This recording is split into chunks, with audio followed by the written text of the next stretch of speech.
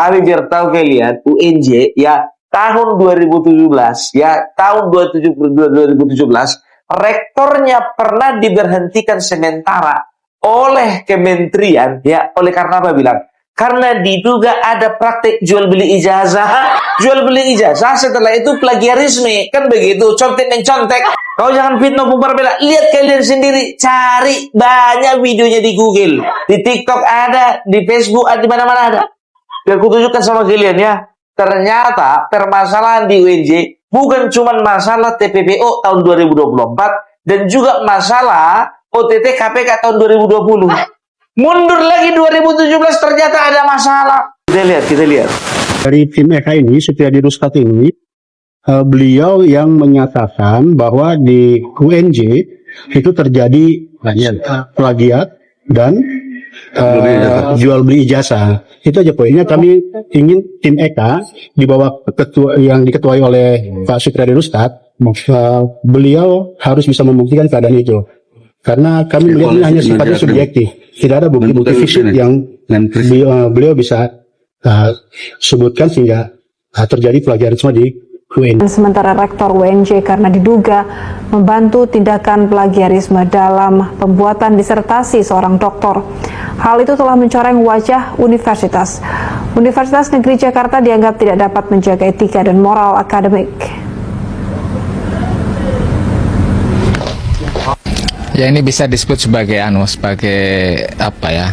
Kalau kata yang agak keras itu skandal akademik sebenarnya. Jadi dan itu sebenarnya tidak bisa ditoleransi terjadi di lingkungan perguruan tinggi, karena perguruan tinggi kan harus menjaga etika akademik, moral akademik, dan itu menjadi landasan yang paling kokoh itu untuk bisa menyelenggarakan proses pendidikan tinggi dan pengembangan keilmuan.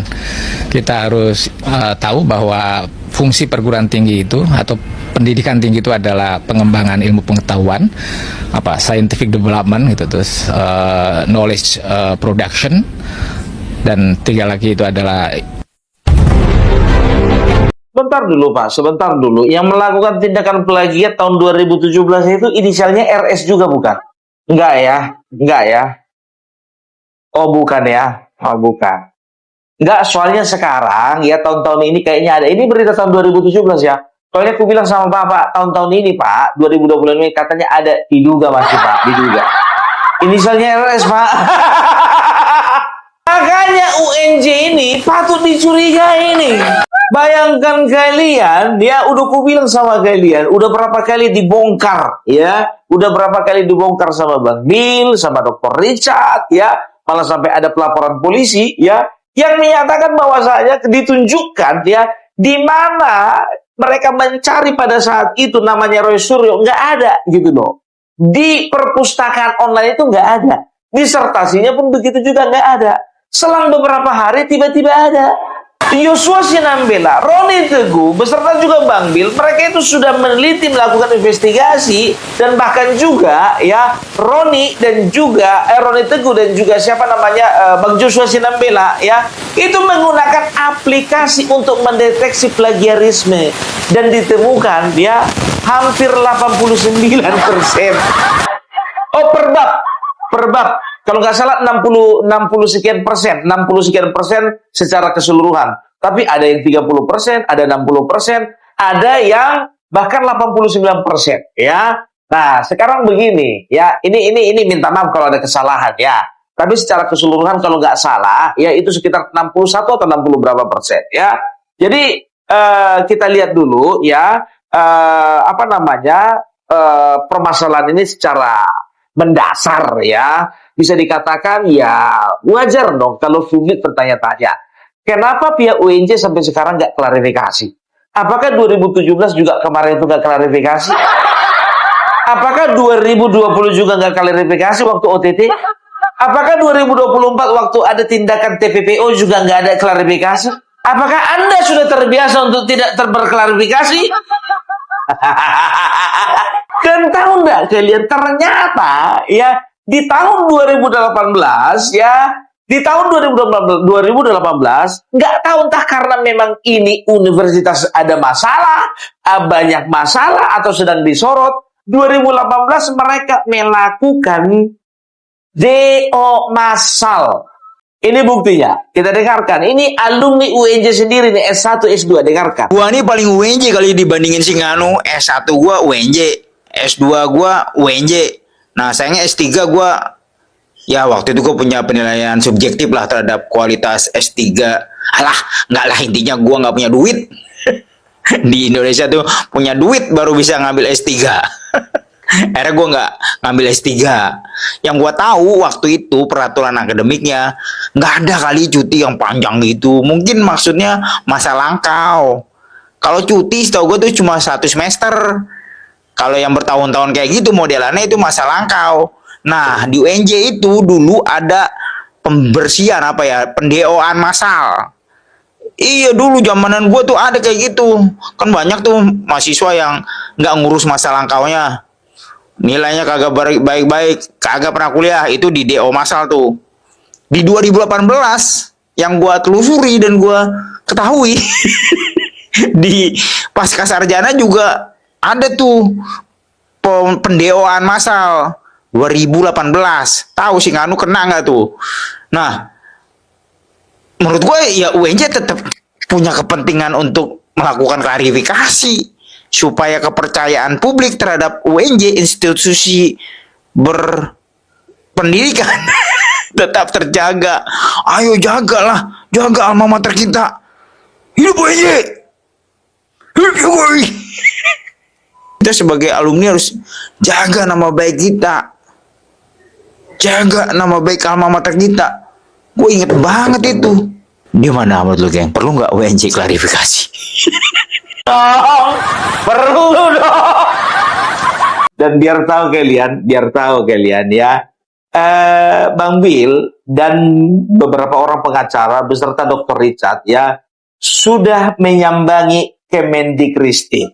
Kita akan telusuri dan kita akan lihat dulu ya apa saja yang mereka lakukan di sana. Yang penting, yang jelas ya, mereka ke sana bukan cuma sekedar ngopi-ngopi. Kaitan adanya tindakan plagiat. Tindakan plagiat ini adalah dosa yang paling besar di dunia pendidikan. Ketika dilaporkan maka dicabut dia punya gelar doktor. Tidak hanya itu, karena ini juga ada unsur pidananya gitu kan. Bukan berkaitan dengan tuduhan ijazah palsu. Sekali lagi bukan. Ya.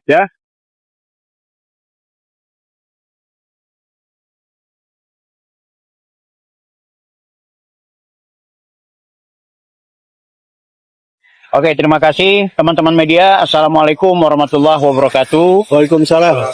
Selamat siang, salam sejahtera bagi kita sekalian. Terima kasih, saya Taufik Bilfaki atau Bang Bil. Kebetulan Ketua Harian YouTuber Nusantara, Ketua Harian YTN.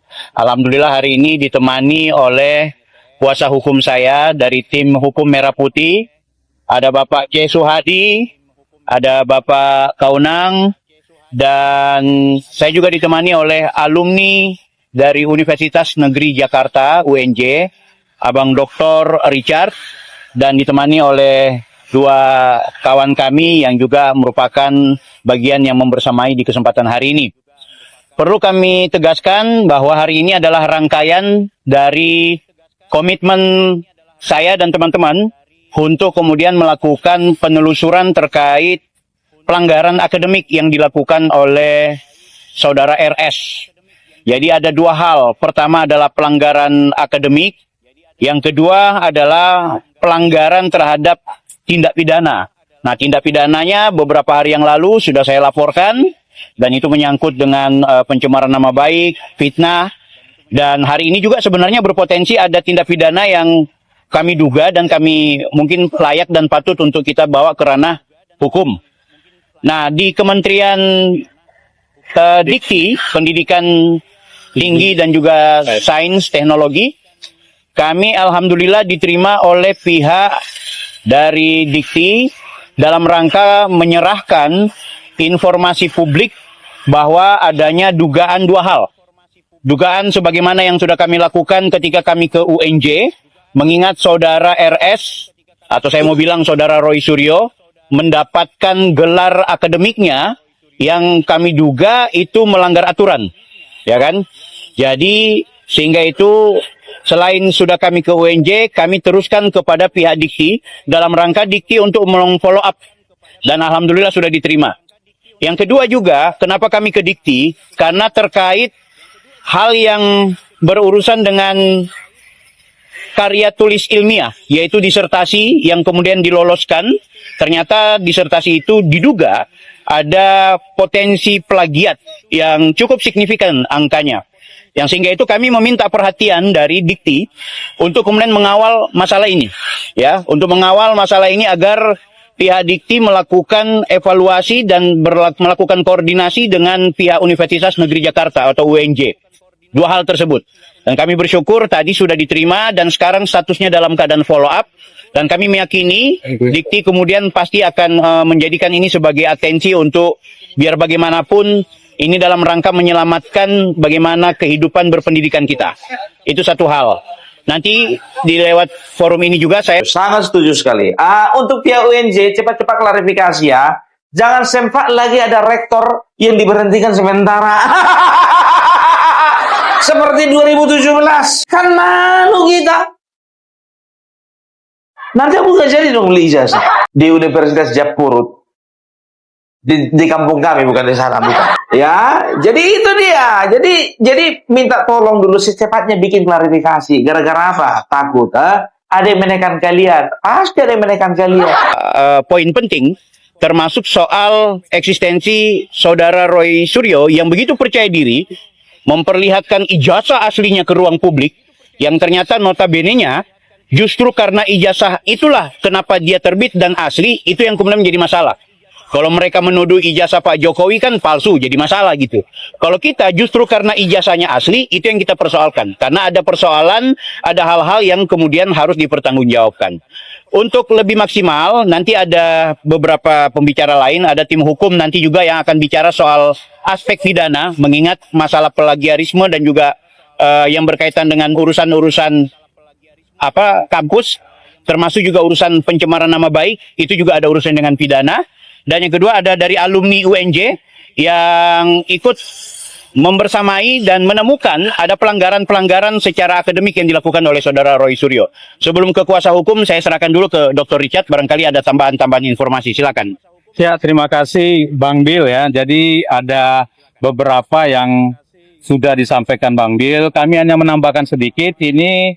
Jadi alhamdulillah, puji Tuhan, nomor daripada laporan sudah ada ya. Ada 2 laporan, mungkin bisa kelihatan ya. Ya.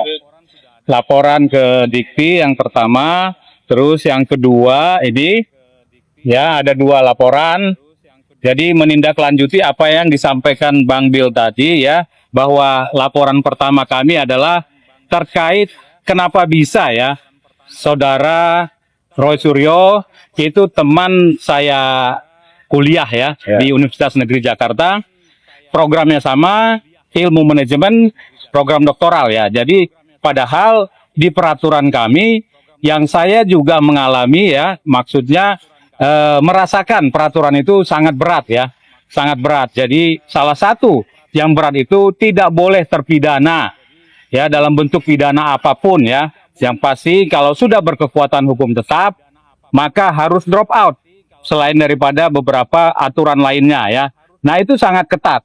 Saya berdarah-darah untuk menyelesaikan itu. Teman-teman saya yang lain juga berdarah-darah. Bahkan banyak yang DO, banyak yang tidak lulus ya karena peraturan yang begitu ketat. Kenapa Mas Roy Suryo ini bisa diloloskan? Itu pertanyaan kami dan sudah dijelaskan oleh pihak rektorat. Hanya saja pihak rektorat belum menyampaikan secara formal ya.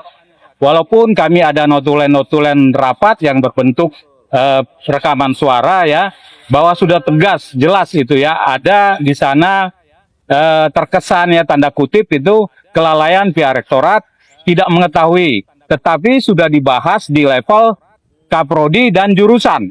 Jurusan kaprodi atau jurusan dan direktur pasca sarjana sudah membahas. Jadi artinya pada tahun 2023 bulan Mei itu sudah diketahui. Namun ada satu hal, kok bisa ini diloloskan? Itu yang menjadi concern kami ya. Itu pengaduan pertama. Kita tunggu juga dari pihak Universitas Negeri Jakarta. Karena sudah begitu lama, tanggal 4 Juli saya bersurat dan tanggal 13 Juli kami beraudiensi, belum ada balasan resmi yang janjinya segera ketika itu ratas di sore hari pada 13 Juli itu. Nah, tetapi sampai sekarang belum ada. Sehingga kami menempuh naik ke tahap berikutnya di mana seluruh universitas Indonesia itu di bawah Kementerian Dikti dan Saintek. Jadi kami mengadu secara prosedural ya. Jadi kami ini memang orang-orang berprosedural ya. Ya, jadi bukan sembarangan. Maksudnya menabrak segala cara ya. Bukan. Nah, laporan yang kedua adalah dugaan seperti Bang Bill sudah sampaikan tadi ya, teman-teman, ini kan kelanjutan daripada penelitian kami. Karena ini bukan domain atau kemampuan skill kami untuk melacak plagiarismenya ya. Ternyata teman-teman dari berbagai tempat, ada alumni juga ya, ada para dosen, ada macam-macam ya, alumni UNJ, dosen UNJ ada, dan banyak orang ya yang meneliti itu, sehingga ditemukan potensi ya, dugaan adanya tindakan plagiat. Tindakan plagiat ini adalah dosa yang paling besar di dunia pendidikan. Tidak ada lagi dosa yang terbesar, terburuk di dunia pendidikan selain plagiat. Itu paling atas tingkatnya ya. Di mana-mana di seluruh dunia, bahkan di Indonesia itu diterapkan. Jadi dugaan itu kami sampaikan berdasarkan hasil teliti dari teman-teman ya. Jadi ini baru kami sampaikan dan sudah ada laporannya tadi. Sudah diterima dan sudah dikirimkan tadi via WA ke kami bahwa ini paling lama dalam minggu ini ya, sudah ada hasilnya. Ya, kita berharap kalau dikatakan di sini ya mungkin hari Jumat ya, tetapi kita berharap lebih cepat dari itu. Kita akan kawal terus. Kita kawal terus. Begitu mungkin ya. Unsur-unsur plagiat yang abang temukan hingga akhirnya dibuat laporan. Tolong Pak dijaga-jaga ya, mana tahu ya setelah hari ini ya, setelah bikin video ini ya, itu Rosyuro tiba-tiba diam-diam itu datang ke sana itu. Ya, karena apa? Ya, karena dia ingin mencari tahu siapa yang ngasih bocoran. Iya kan? Bukan apa maksudnya, yang pertama ya kan, Roy Suryo pasti akan ke UNJ, yang kedua Roy Suryo akan ke Kemendikti. Yakinnya. Kan begitu ya, ya biasalah ya. Nanti setelah misalnya keluar dari UNJ, klarifikasi. Keluar lagi dari gedung Kemendikti, ya kan, klarifikasi lagi. Kayak nggak tahu aja Roy Suryo modelnya. Ya, intinya ini sebagaimana yang diinformasikan oleh alumni UNJ, Dr. Richard, intinya kami menemukan per bab itu kan bisa kita lihat lewat teknologi sekarang ya, baik AI, termasuk juga ada Turnitin yang kemudian menjadi aplikasi wajib untuk bisa menentukan dan mendapatkan bahwa ini plagiat atau tidak.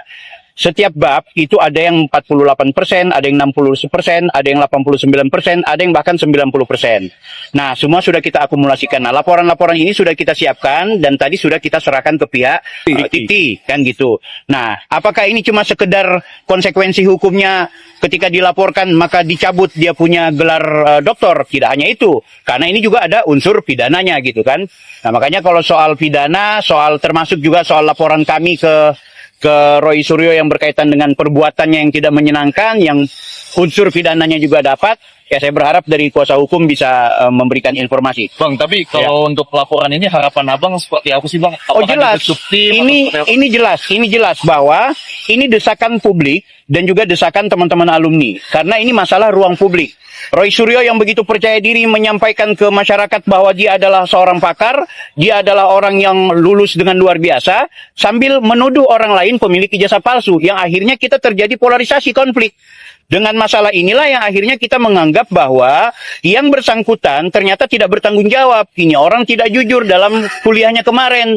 Dia harus kemudian bertanggung jawab. Nah, kita nuntutnya ke UNJ, kita nuntut kepada Dikti. Tolong dong dievaluasi lagi terkait peraturan ini. Kalau seandainya peraturan rektor mengatakan bahwa harus di DO, ya di DO. Kalaupun tidak di DO karena Roy Suryo adalah laki-laki ganteng, manis, ya bikin surat keputusan rektor.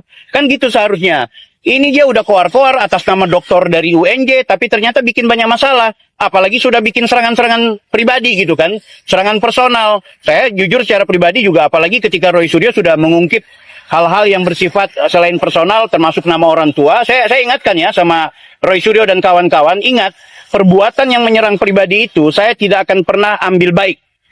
Memang iya, kemarin biar tahu kalian ya, disama-samakan namanya si Willy ini sama guguknya si Jansen. Guguknya si Janes, guguknya si Janes sama guguknya si Michael. Guguknya si Michael kebetulan namanya si Billy. Kalaupun nama gugukmu itu si Billy, ya enggak juga kau itu menyamakan atau memplesetkan itu menjadi si Billy. Karena itu kasar ya. Dan kalian tahu ya, gak akan pernah ada orang ya yang mau ngasih nama anjingnya si Opung. Nih, ya Opung, nggak ada yang berani itu. Karena apa? Yakin aku, kalau sempat ya nama anjing ada yang berani bikin Opung ya, seluruh orang Batak di dunia ini ya, itu bisa datang ke rumah kalian. Karena nama Opung itu sangat bermartabat gitu. Kenapa bilang sangat bermartabat? Nggak pernah dulu ijazah presidennya palsu. Itu yang pertama. Yang pertama itu, ya kan. Yang kedua, nggak pernah melakukan plagiarisme disertasi. Yang kedua. Yang ketiga, ya karena apa? Yang ketiga, istriku nggak pernah menyembunyikan telurku ke dalam kamar ketika ada pembantu mau ngambil telur dari dalam kulkas. Itulah saking martabatnya, saking tingginya martabat seorang Opung. Seru. Anda harus bertanggungjawabkan. Jadi pasal-pasalnya berlapis ini. Potensi dia kemudian kita minta kepada pihak UNJ dan juga Dikti untuk mengevaluasi, kalau perlu kemudian dicabut dia punya gelar doktor. Yang kedua kemudian kita akan proses pidana. Yang ketiga, ya dia juga sedang menikmati pra-peradilannya kan gitu. Tapi soal hukum saya serahkan ke Pak Su. Silakan Pak Su. Baik, terima kasih. Ini menarik ya. Kalau Sebentar dulu Bang Bil, sebentar dulu. Kutanggapi dulu Bang Bil ya. Bang Bil, kau udah komunikasi belum sama si Roy Suryo? Takutnya nanti gini Bang, sama seperti kau kemarin melaporkan si Rismon, nggak komunikasi dulu sama si Rismon. Begitu terkejut dia, kau laporkan si Rismon ke Polda Metro Jaya, nggak lama kemudian belok dia pergi ke Solo. Takutnya nanti Bang, ketika berproses ini minta RJ bulan sama Pak Jokowi. Takutnya gitu loh, minta maaf, minta supaya kasus dihentikan. Kalau bisa dicabut laporannya langsung. Mana tahu. memang dugaan plagiat itu ada, nah tentunya ya kan akan menjadi masalah. Karena kenapa? Ini ada 3 undang-undang yang dilanggar, ya. Kitab undang-undang hukum pidana, kemudian hak cipta, dan juga undang-undang dikti berkaitan dengan masalah ini. Yang kita lihat dalam tiga undang-undang ini yang paling membahayakan undang-undang dikti. Karena gelar itu bisa dicabut. Kalau berkaitan memang terbukti plagiat itu terjadi. Nah terus kemudian apa sih yang disebut dengan plagiat dalam kasus ini? Itu kan menjiplak karya orang lain atau mengambil karya tulis orang lain yang seolah-olah itu kepunyaan yang bersangkutan. Gelar doktornya si Suryo ini dicabut, betul lah ya. Sayang kali uang pendaftarnya itu. Kayak mana ya kau bumpar belak masih siapa kau mikirkan uang pendaftaran? Dah. Ya namanya kan buang-buang uang itu namanya. Biar jangan ngantuk kali kita, aku udah ngantuk ini. Biar ada apa dikit intermezzo Atau mengambil yang disebut dengan plagiat. Nah apalagi kita lihat di sini yang dilakukan itu bukan hanya nilai yang kecil, ya, tapi ini ada yang 68% tadi ya. Ada yang 90 dan lain sebagainya. Ini kan sudah luar biasa gitu. Dan kalau melihat potensi ini ya bukan hanya kepada berkaitan masalah plagiat itu pencabutan daripada gelar yang bersangkutan, tapi juga ada unsur pidana. Seperti tadi saya katakan, ada di dalam KUHP, ya, itu berkaitan plagiat itu dilarang berdasarkan pasal 380. Itu nggak boleh melakukan seperti itu. Itu ada ancaman hukumannya. Terus juga hak cipta itu juga nggak boleh karena itu kan melanggar punya hak orang. Harusnya kan minta izin dulu dong kalau memang ada hal-hal yang seperti itu. Kalau itu tidak dilakukan dan kalaupun itu ada, Kalau jumlahnya besar itu nggak bisa. Itu tetap dianggap sebagai kategori plagiat yang disebut sebagai perbuatan melawan hukum. Ini yang kita sesalkan. Sekali lagi, berkaitan dengan undang-undang dikti, pencabutannya kalau dia terbukti itu pencabutan gelar yang bersangkutan. Itu. Kalau dari tim hukum ini kan tadi disebut PMH ya Pak, perbuatan Ya. melawan hukum. Bukan hanya PMH, perbuatan melawan hukum dalam artian pidana, perdata, tapi juga Ya, kalau misalnya kayak Opung Parabelak ini kan plagiat juga ini, ya kan gitu. Kira-kira apa namanya ini masuk nggak ke dalam apa namanya undang-undang apa namanya undang-undang hasil karya gitu? Ini soalnya kan rambutku ini biar tahu kalian ini akan mirip kali sama Bang Ade Darmawan. Mana tahu style rambut kayak gini udah dipatenkan sama Bang Ade Darmawan gitu. Apakah ini kena dengan undang-undang hak cipta? berkaitan dengan masalah pidananya gitu, karena 380 KUHP yang baru ya itu kan jelas ada ancaman hukuman sampai 3 tahunan ya, dan hak-hak istimewanya juga dicabut berkaitan dengan kalau terbukti pelanggaran itu terjadi atau plagiat itu terjadi gitu. Makanya dengan kita melaporkan persoalan ini, kita juga minta kepada Dikti agar secepatnya mengambil tindakan. Ini jangan membawa-bawa juga kampus nantinya kan. Kasihan kan kampus kan. Kalau ini terus semakin lama, kan nanti dampaknya kepada kampus. Nah, kalau memang kampus ini mau diselamatkan, secepatnya harus ada tindakan.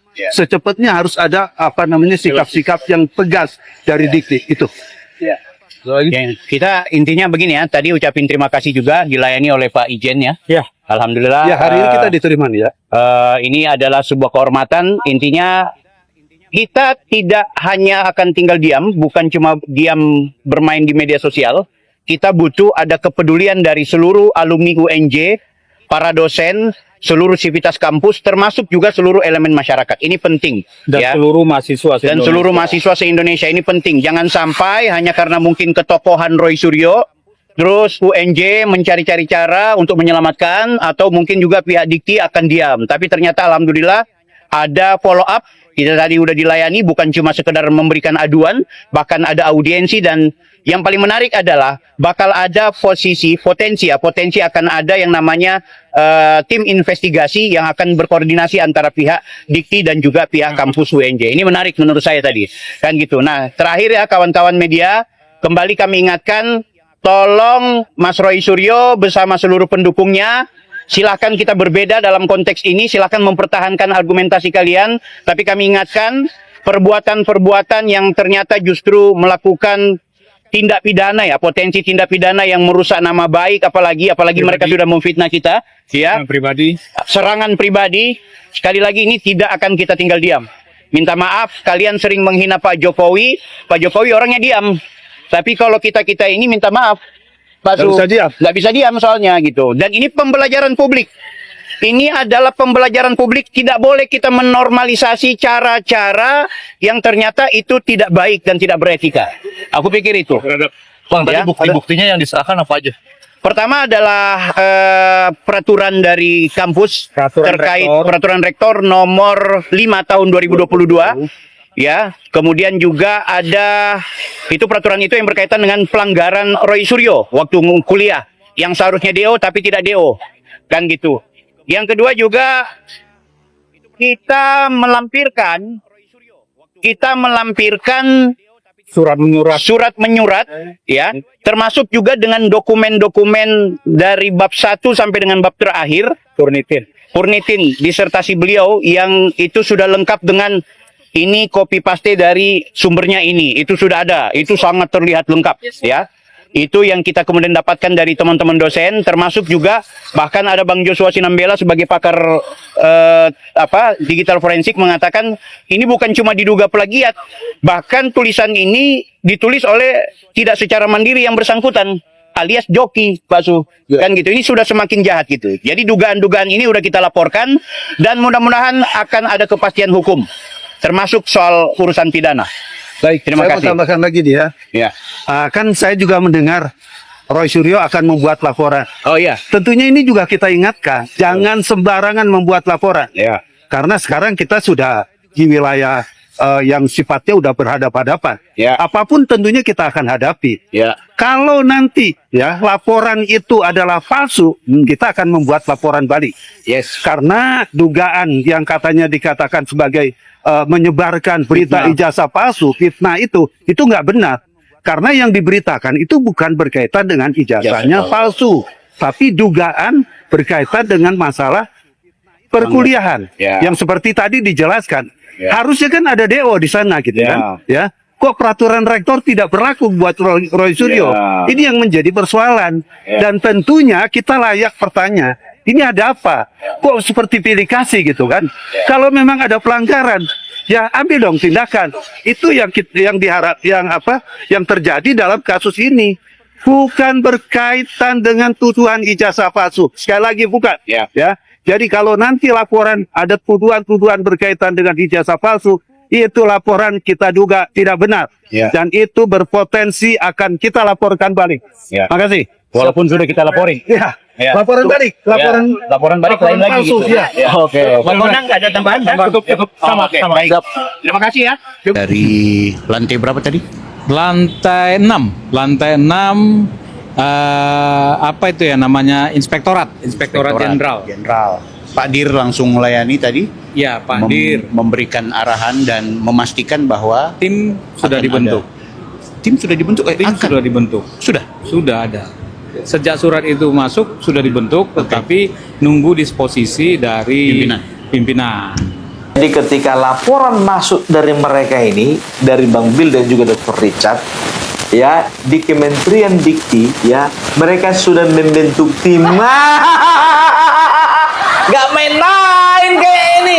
UNJ cepat-cepat klarifikasi. Awas jangan sampai ada rektor yang yang diberhentikan sementara. Peringatan. Jadi kita tunggu aja bersabar beberapa hari ini. Jadi intinya kedatangan kita di sini dalam rangka memberikan penegasan, kepastian terkait ada orang yang melakukan pelanggaran akademik, termasuk juga selain di proses perkuliahan, termasuk dugaan plagiat. Dugaan ya, yang memutuskan itu nanti adalah tim dari Inspektorat Jenderal. Yang menarik juga mereka bakal berkoordinasi dengan pihak kampus. Ya, dengan pihak rektor sendiri langsung. Langsung dengan pihak rektor dan nanti rektor sudah diperintahkan untuk mengumpulkan Sebentar dulu. Kalau misalnya ya Kemendikti ya itu koordinasi dengan UNJ kan begitu. Nah, Roy Suryo koordinasinya sama siapa dong? Ini betul-betul harus dikawal. Betul, serius. Ini betul-betul harus dikawal karena apa? Ya kita nggak tahu bagaimana langkah-langkahnya si Roy Suryo ini untuk mempertahankan ya gelar doktornya itu ya. Ya itu dia ya. Jadi bisa dikatakan ya untuk teman-teman ya kita doakan saja supaya masalah ini jangan terlalu cepat selesai. Biar agak panjang. Biar ada yang mau kita bahas-bahas. Ya. Jadi kalau sempat ini ku bilang sama kalian, kalau sempat memang betul-betul ya Roy Suryo mendapatkan kalau memang dia mendapatkan gelar doktor ya dengan cara-cara yang tidak lazim ya, ini berarti perlu dipertanyakan penelitiannya selama ini. Walaupun Rismon selama ini sudah mempertanyakan beberapa bulan ini mempertanyakan bagaimana penelitiannya si Roy Suryo. Nah, kita akan flashback ke belakang ya bagaimana ternyata ya bagaimana sebetulnya penelitiannya si Roy Suryo ini. Berarti dia itu nggak punya kompetensi di dalam meneliti ijazah Bapak Joko Widodo. Kenapa begitu Bung Barbela? Kalau udah jelas buktinya nggak dia yang pegang. Buktinya bukan dia yang pegang. Oke. Jadi itu dulu dari Bung Barbela. Salam NKRI, NKRI harga mati.